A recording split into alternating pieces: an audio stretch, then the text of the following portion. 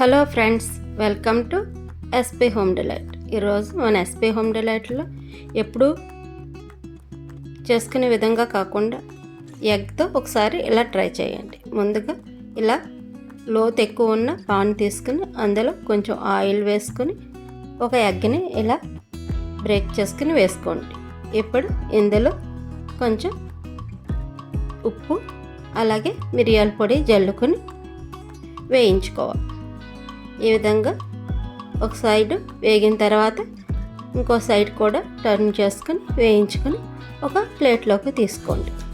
ఇలాగే ఎన్ని కావాలంటే అన్ని చేసుకుని పక్కన పెట్టుకోండి.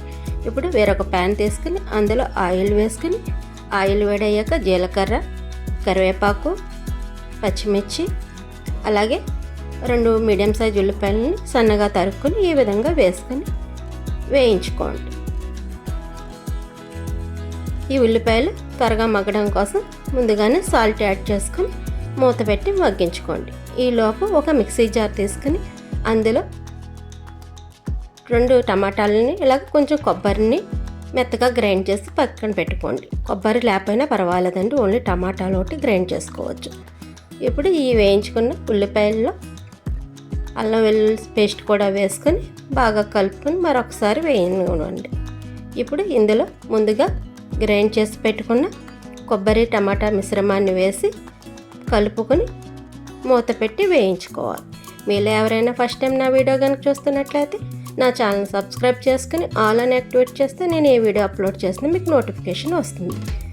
ఇది పూర్తిగా ఆయిల్ సెపరేట్ అయ్యి దాకా వేగించుకోవాలండి. ఇప్పుడు ఇందులో కొంచెం పసుపు అలాగే 2 స్పూన్స్ కారం, 1 స్పూన్ ధనియాల పొడి అలాగే 1/2 స్పూన్ జీలకర్ర పొడి వేసుకుని బాగా కలుపుకొని వేగనివ్వాలి. ఇప్పుడు ఇందులో small spoon garam masala powder కూడా వేసుకొని బాగా మిక్స్ చేసుకుని మూత పెట్టి వేయించుకోండి. ఇది ఈ విధంగా పూర్తిగా డ్రై అయ్యేదాకా వేయించుకోవాలండి. ఇప్పుడు ఇందులో వాటర్ వేసుకొని ఈ మిశ్రమం అంతా బాగా ఉడకాలి. చూడండి, ఈ విధంగా ఆయిల్ సపరేట్ అయ్యేదాకా ఉడికించుకొని ఒకసారి కలుపుకొని అవసరమైతే కొంచెం వాటర్ యాడ్ చేసుకోవచ్చండి. ఈ విధంగా వాటర్ యాడ్ చేసుకొని ముందుగా తయారు చేసుకున్న ఎగ్ పౌచ్ని ఇందులో వేసుకోవాలి.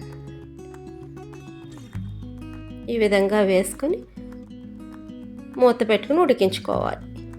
ఇది ఒక 2 నిమిషాలు ఉడికిన తర్వాత స్లోగా టర్న్ చేసుకోండి, లేకపోతే బ్రేక్ అయిపోతాయి. దానికోసం అని చెప్పి స్లోగా రివర్స్ చేసుకోండి.